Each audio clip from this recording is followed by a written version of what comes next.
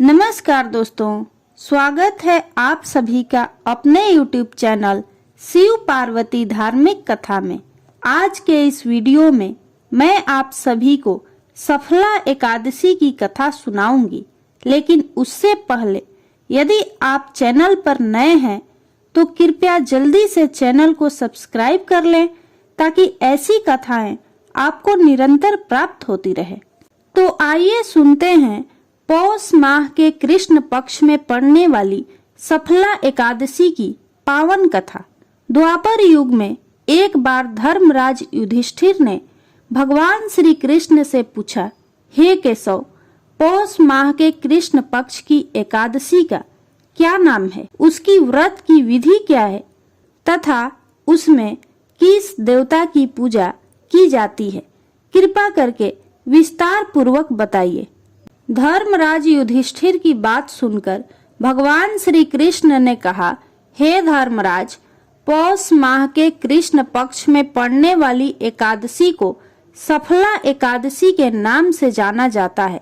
मैं यज्ञ और दान से जितना प्रसन्न होता हूँ, उससे अधिक अपने भक्तों द्वारा एकादशी व्रत पालन से होता हूँ। इस दिन श्रद्धा और भक्ति भाव से विधि पूर्वक भगवान नारायण की पूजा करनी चाहिए।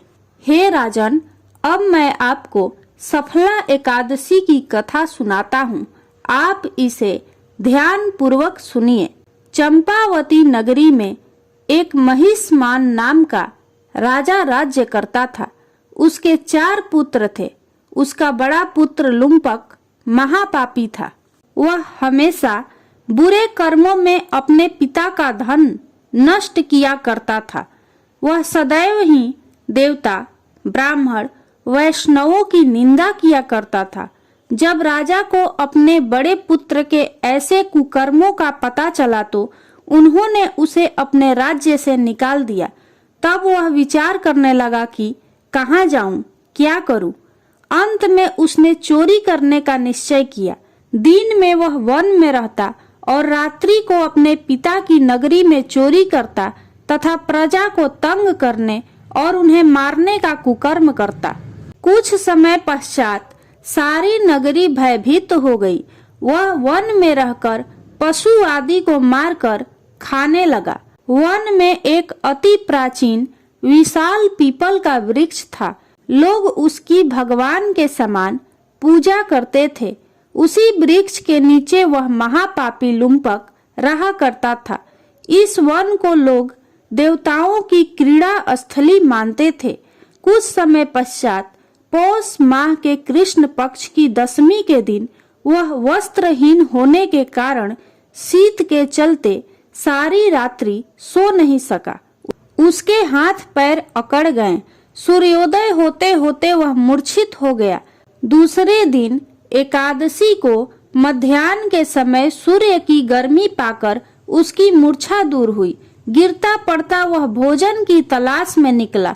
पशुओं को मारने में वह समर्थ नहीं था, अतः पेड़ों के नीचे गिरे हुए फल उठाकर वापस उसी पीपल वृक्ष के नीचे आ गया।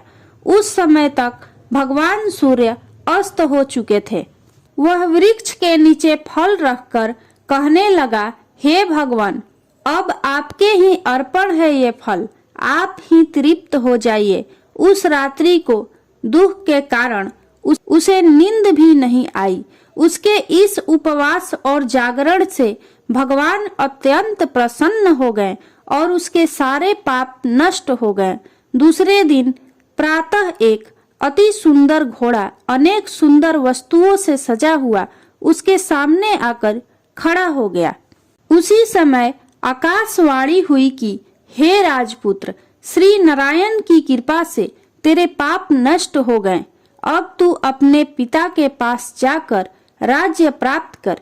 ऐसी वाणी सुनकर वह अत्यंत प्रसन्न हुआ और दिव्य वस्त्र धारण करके भगवान आपकी जय हो कहकर अपने पिता के पास गया।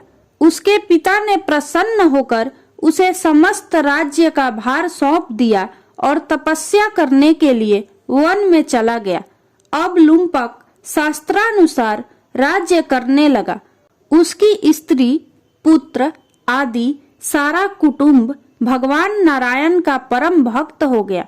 वृद्ध होने पर वह भी अपने पुत्र को राज्य का भार सौंपकर वन में तपस्या करने चला गया और अंत समय में वैकुंठ को प्राप्त हुआ। अतः जो मनुष्य इस परम पवित्र सफला एकादशी का व्रत करता है उसे अंत में मुक्ति मिलती है। इस सफला एकादशी के महात्म्य को पढ़ने से अथवा श्रवण करने से मनुष्य को अश्वमेघ यज्ञ का फल मिलता है। बोलिए श्री भगवान विष्णु की जय। यदि आपको यह कथा अच्छी लगी हो तो कमेंट बॉक्स में ओम नमो नारायण जरूर लिखें।